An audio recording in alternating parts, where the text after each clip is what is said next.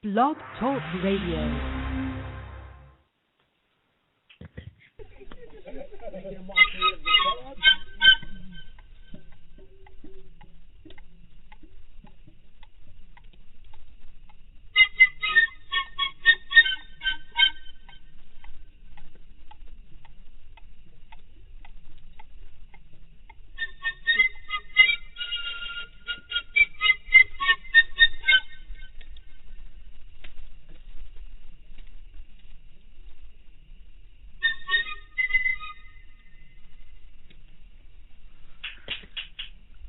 Peace, family.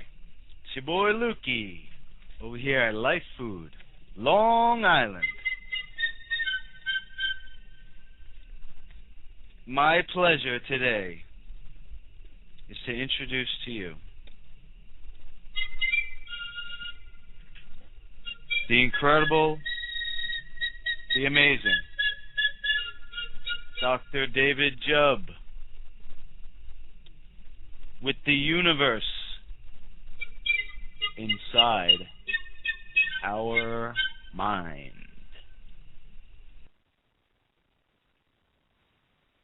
Dr. Jubb, thank you so much for being here, and welcome to the program. Right. Oh, yeah, it's so amazing.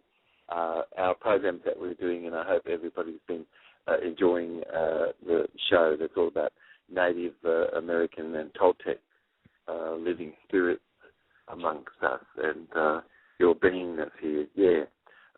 But it's so amazing, you know. But it's a time again, of course, for the milk and cookies. Hopefully that's life, but anyway. But, you know, and you've had your milk and cookies and things, and it's time to relax. And, you know, it's just story from the teaching and teacher, yeah. But it's amazing, Lukey, you know, when the native Toltec living spirits engage in this divination, you know, they love to use dream catchers, and they see these dream catchers in their mind, you know. It's like being able to see a dewdrop, you know, in a web, and just see the light glinting in that in the morning, you know. That's amazing. But the dream catcher and the process really is associated with catching, you know, what's beneficial and holding on to this, you know what I mean? And just sort of letting go of things, everything else, you know. But it's amazing, you know, we're sort of really coming to this world and we're sort of really one, and so beautiful, you know, and then sort of two could have happened and three sort of thing, you know, and it's so nice to bring all this back into one and seeing this happening and how beautiful it is. People say to me that after hearing the show that they just burn up for days afterward with, you know, deep insight and that. But what's really mutually beneficial, you know, this is really what truth is, and then you just discarding everything else, because why have something that's not truth, you know what I mean? Yeah. Anyway, but we were talking a little about the willow, you know, and that being really beautifully symbolic of wood, and how you would, and it's amazing that the ancient ones use wood in their story, you know, and they use sort of branches to join things together a bit, but they always use wood as an energy, you know, to connect with heaven. So Earth sort of was connecting with heaven so beautifully. The trees are here. We should do everything we can to make sure the way our living is to assist to help the trees. Yeah. But anyway, the willow really would carries beautifully this water. You know what I mean? Oh, mate, it's so amazing. But powerfully, and it's sort of hooped so nicely, you know, and it expresses a gorgeous intelligence, and that bending and the warping of the fabric, of course, it really causes everything to be other than supported, sort of really just falling in, you know what I mean? And that's so amazing.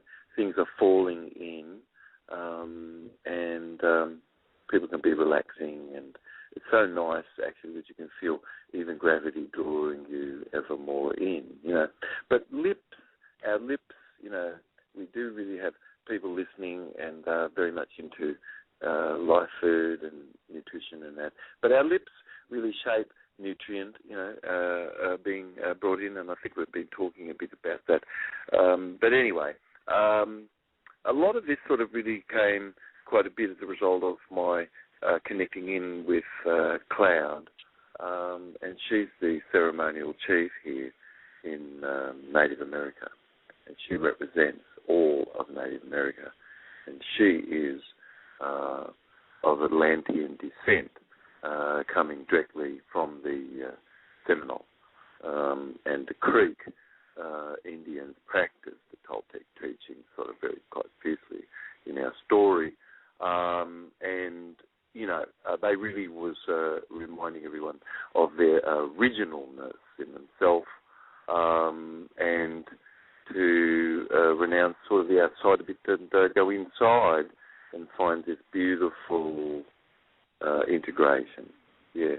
But this was called the Nagul in the native tongue, and the Seminole, they made zigzag sorts of patterns we've been talking a little bit about to define vibration and energy, and they had other sorts of shapes and things and sounds and that. But a lot of this is so amazing, as we've been talking in our show, how it correlates with the Dogons in Africa, the Minoan civilization in Greece during the same period of time, and Poverty Point here in America, which is the New York City of the Americas back then. But in the Seminole Yuwipil tradition, the pattern ceremonial cloth sort of had squares, and these squares again sort of represented space. And the Dreamcatcher, of course, represented this sort of divination. And they would use symbols to just sort of cause us to be able to see what was going on. But as you could see the Dreamcatcher being compressed in space, becoming ever smaller, and then that Fibonacci, which exists, becomes sort of even circular, and objects become weightless. And there's no acceleration, and things have gone beyond, of course, the speed of light in our perception, which is only limited as a result of the body being able to perceive things with its resonance at the speed of light. But anyway, a great deal of insight really went into the traditional Yuwipil ceremonial fabric. And then their language is kept in the story alive, through these symbols and sound and storytelling.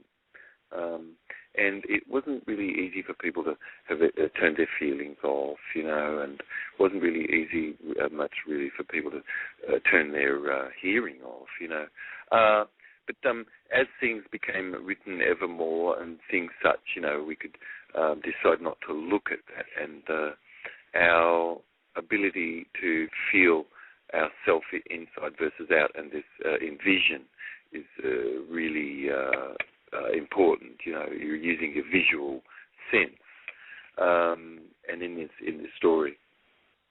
But anyway, where everything sort of really has its beginnings, we've been talking a little bit about these 7 rays, which is these 7 colours in the rainbow, and in the story that's told about an egg, of course, that precedes this, and that the energetics within the egg and the 7th ray sort of expanded enough to pop into another frequency, like a band, and this 8th band sort of splitting the 7 and releasing the energy within to fractalize into this Fibonacci pattern in space. We're talking about the fabric of space, which is superluminal, which electrons are made up out of, the particles of electrons. and protons, and the living spirit in Atlantean times really is considered this awakener and known as a divine seer, and to really amass beautiful offerings for provisioning and provision as pattern. And Naguls really energetically really perceive these seven-coloured rays with a background note of the universe, which is happens to be a B flat. Anyway, the form and the force of this figure eight, that we have talked about earlier, and that open space between the two circles is a neutral point. And energy passes out from that neutral point. And learning more about this, we can talk a bit about anti-gravity as it comes to be. But this story, we could be talking a bit about picture, a little bit, and sound. But the story in the pictogram, in its woven ceremonial cloth in the Seminole, was made to put the story in the creation of I and matter as Am formation, and giving a structure to consider sort of what's balanced, in our being, what is I and what is Am. And 50% of yourself is supposed to be this I in balance, of course, and Am another 50% exactly. And I is this empty space, which is eternal, and Am is the body and the moon and the sound of the crickets as part of our body. And this is called caring, which we can talk about these sounds. But we're talking in Atlantean tongue as you're listening to these sounds. But understanding the Atlantean teaching of eye awareness is incurring for us as a listening, in our listening, by defining convention within language and shape and symbol, that we can begin to have a syntax forming ever more powerfully now, once and forever and for all time, in understanding how through this geometrics you can be more fully as I am. So I am really comes more in the form of a flying fish shape. It's sort of got its skeleton inside and flesh on the outside, and its shape it's swum and flown here. It doesn't have to do the swimming or anything. It's shape.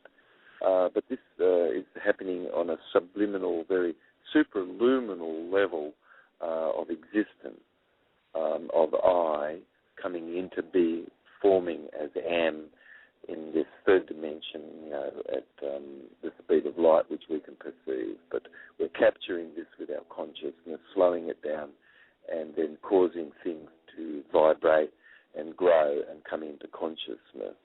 But Cloud said that the shape of the mound, at Poverty Point, was a beautiful shape of this gorgeous flying fish, and the animal and the plant life forms all sort of really being applied, and intelligence really form a gorgeous language. And I'm really connecting in with you here. We're in the Palisades, the Pacific Palisades, in a gorgeous little valley.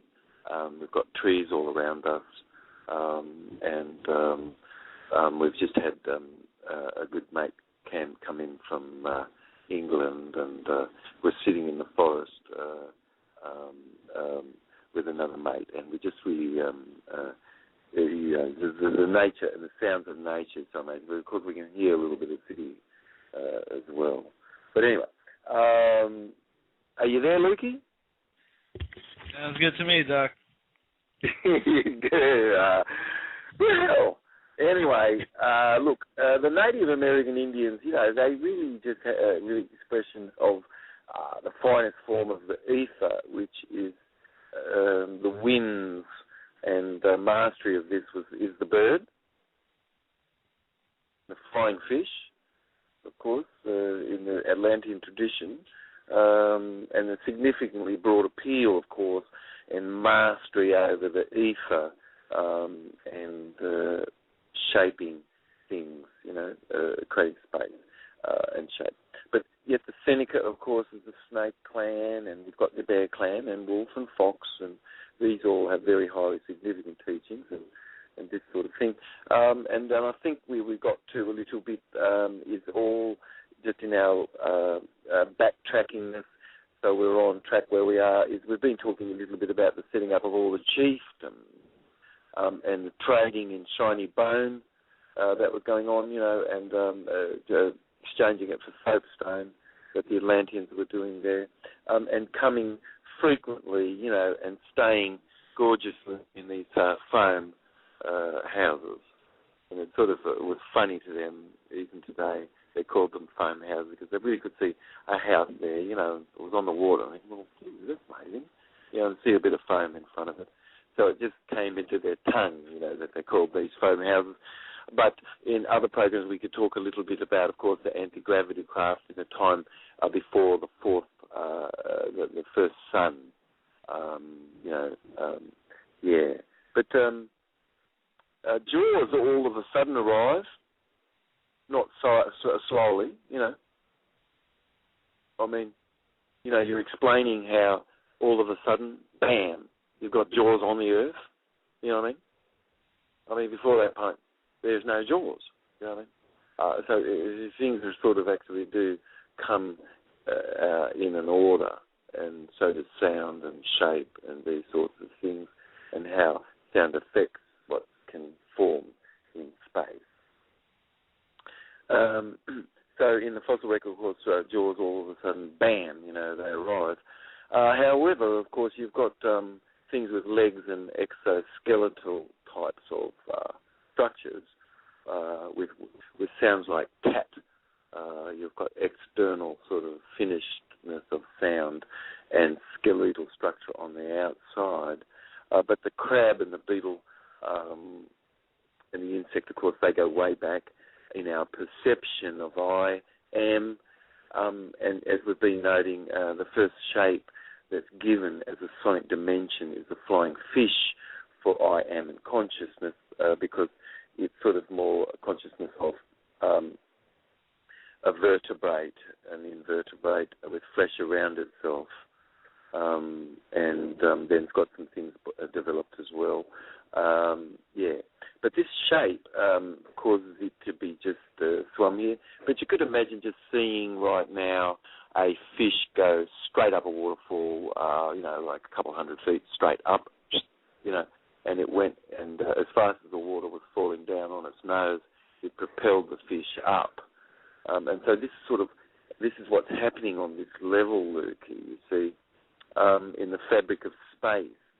And the subatomic shape and the moment of the fabric of space is pierced by this eighth ray, and these Fibonacci fractals occur in the patterning of space, and this quantum level of a four-legged wolf animal-like image is defined very clearly, dancing, because you've got a spot between light and sound, where sound causes things to come alive that you're looking at, all of a sudden they're dancing. And so you've got a wolf shape, and then you have Po. And Po is, it's equivalent to a proton, atoms and electrons and things. Anyway, the invisible sort of really is made visible more as an atom, and because these seven rays were pierced by this eighth ray, and then this first type of body we see around us is a symbol of a wild goose, and this is symbolic of first life forms of I am, and in language, and was ways to represent I and am. Of course, people look at that and think, oh, that's just a bit of artwork or lovely, but actually, I could write to you something in Native American, and by using symbols, but the cosmological assigned significance of similar sort of four-legged animals, and then there's these four significant symbols, of course, which is the crab and insect, and that's one. And then you've got the fish and dog and bird. But the crab is the oldest mound, of course, that's dated in Florida, and that goes back, 5,000 BCE. But water is the source of, during this period of time of our story, but water is the source of creation and commonly being spoken in the native lodge. And crab and water beetle are known really by the natives as the water is really the source of creation. And the coyote in America, of course, and the dingo in Australia, they're really symbols of also a disruptive force. And a volcano and these things all are part of nature. And you've got, disruptive forces like tornadoes and things, and other forces which we've been talking about, which is even cosmic impacts. But the bear, turtle, and wolf, and deer, and bird clans all have a very amazing intelligence. And a note would be missing, you see, if they're not here. All right? It's very important. We could feel a sense of a sadness a little also, because some of this teaching can only be received by you, that you can feel some grief for the loss of the things going on, around us. But the tetrachromatic Cro-Magnon really is in fourth dimension. We've been talking a bit about, and they very easily are applying this insight now from this observedness. And Homo sapiens trichromatic, more three-dimensional, based sort of in Atlantean mythology, and a bit of a mixture of the two, sort of what we have a little, can be easily sorted out. But excellence really taught within the life form structure with reasoned language applied excellently to initiate by seeing sort of the things that's invisible and happening more on this fourth dimension, to have an awareness more awakened. But Cloud really, she talked about the Namo, representing the vacuum vortex of space, unformed primordial strings that fill space like a water. And harmonics as waves in this water. And is a sound of the body allowing you to perceive new, you see. So is vibration. Is like I. And so this is first, of course, as a sound, and coming in from high to low, you see. And they would even have very high pitchedness in the lodge. And this represented the body allowing us to perceive, and nu is another way of sounding this as well.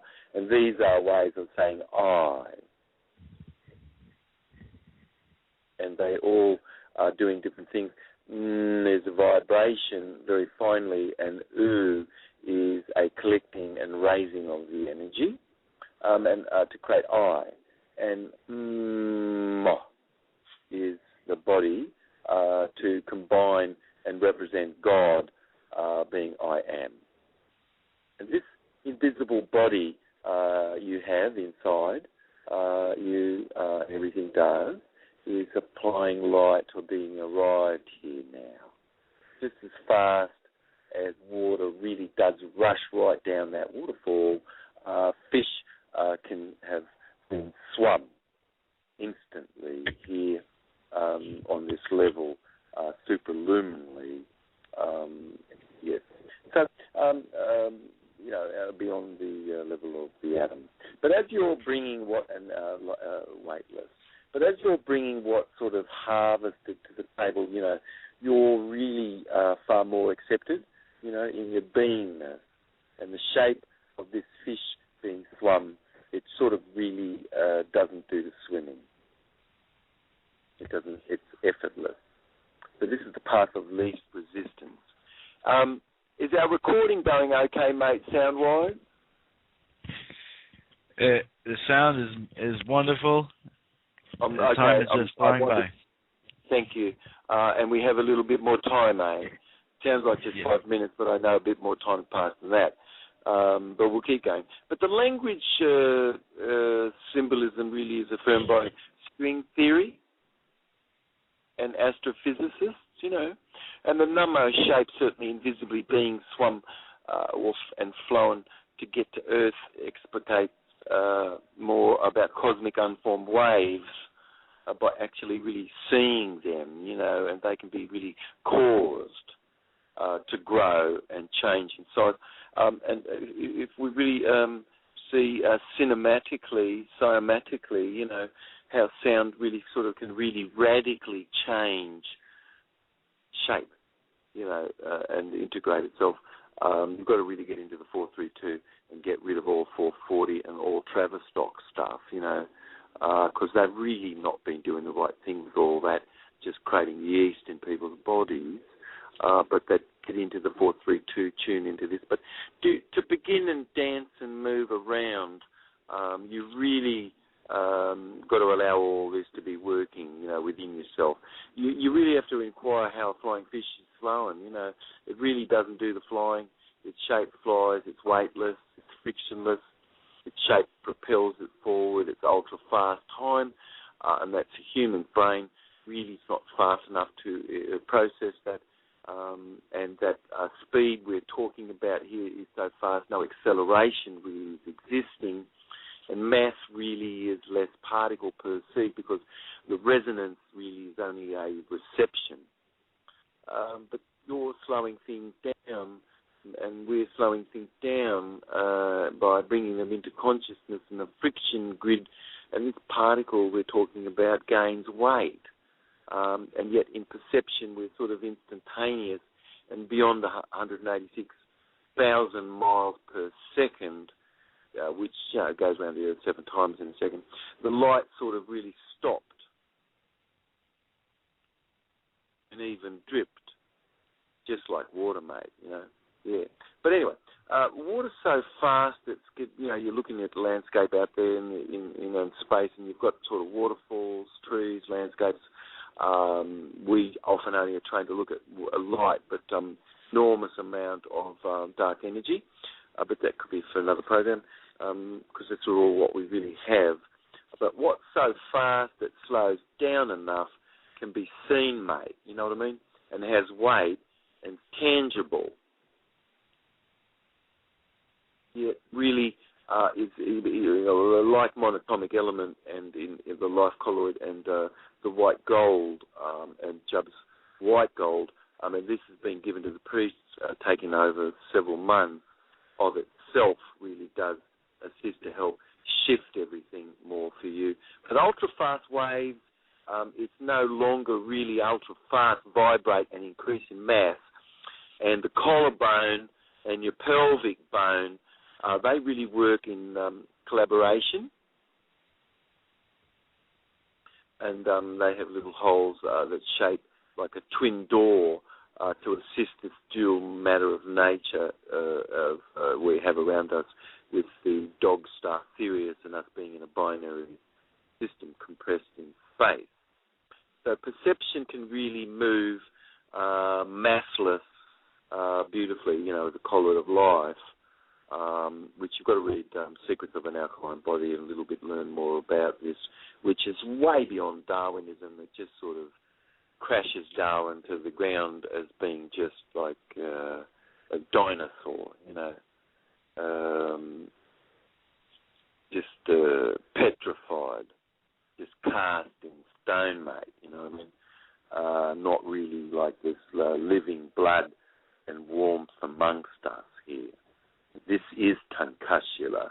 And Christians call him Caesar or Christ, which is the same sort of word. Anyway, but the collarbone and the pelvic bone work in collaboration to shape this beautiful twin door to assist this dual matter of nature in this Toltec teaching. And the perception moves in a massless colloid of light out of its time and into slowed visual perception. And primordial waves that make up I in the shape start to shape and can transform magically into heavy or light particles, as monatomic elements certainly have been shown to do, as they oxidize depending upon sort of the temperature. And the absolute stillness occurs at absolute 0 Kelvin. But that's 500 degrees below freezing where we are, and Earth's really expanding, and so space where we are and all sort of getting less dense.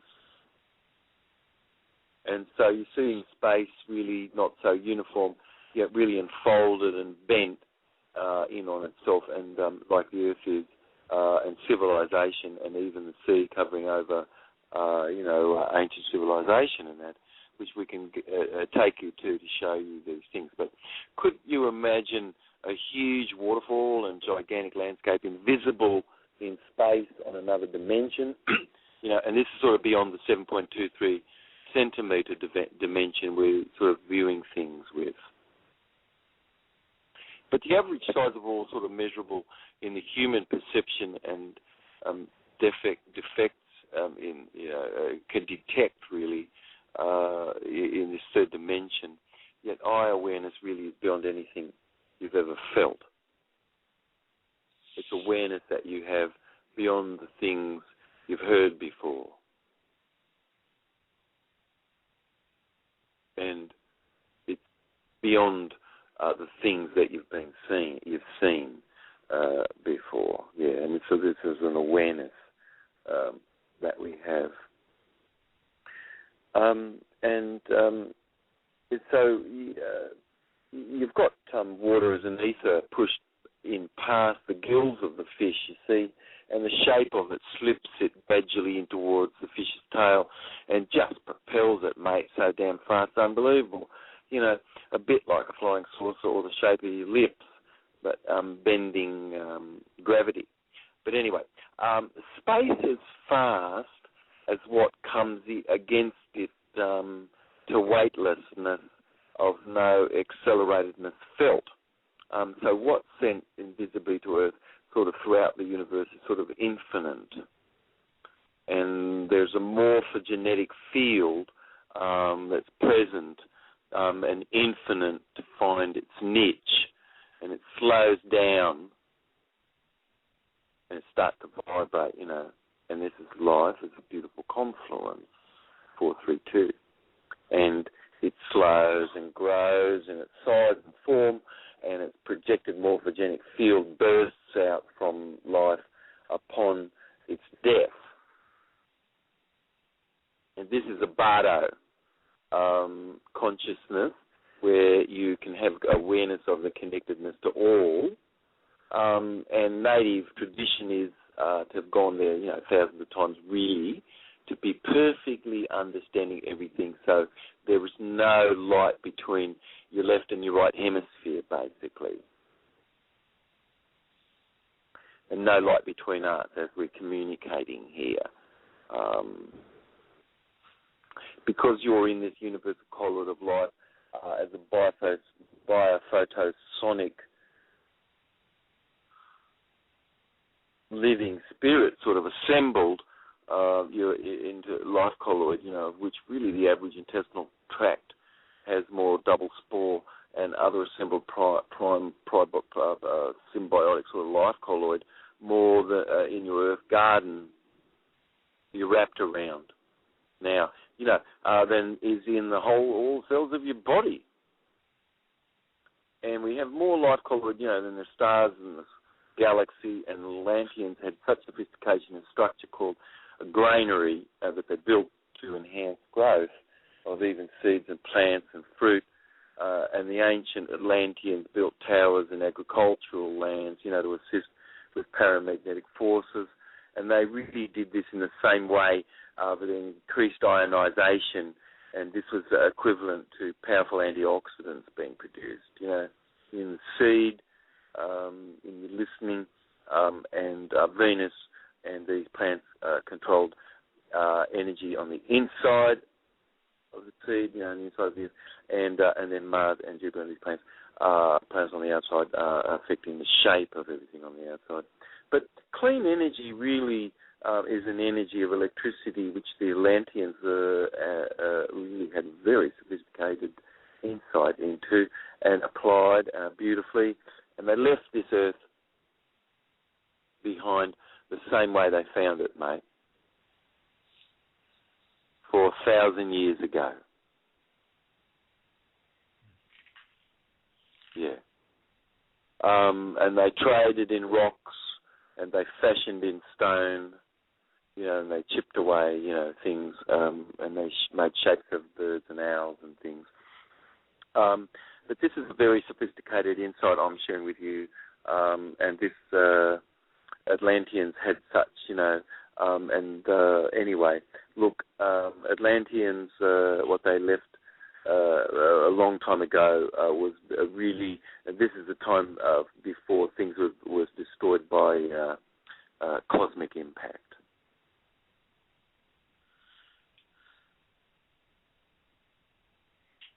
Are you there? All the way, baby. Yes.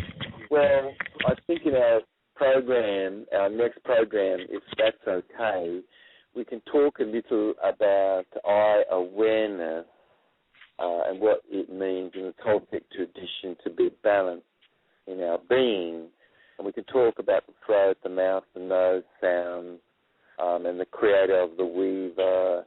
We can talk about various sounds and Fibonacci fractals, and we could talk about how this energy sort of comes through even Faraday cages it so fast, and this is the ether, because electromagnetic energy is stopped by all that, And it's really a random universe that is of non-random result, and that this is what this program really is all about.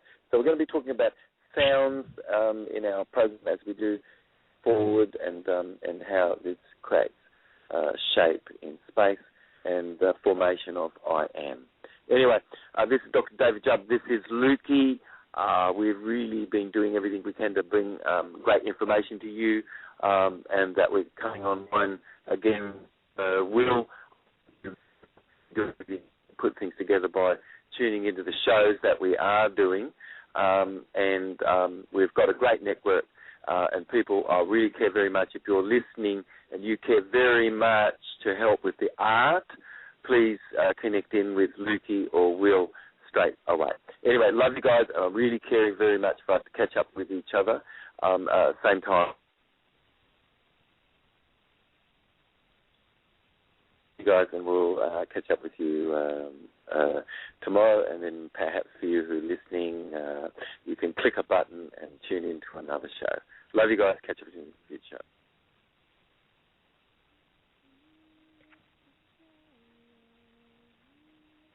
Shine.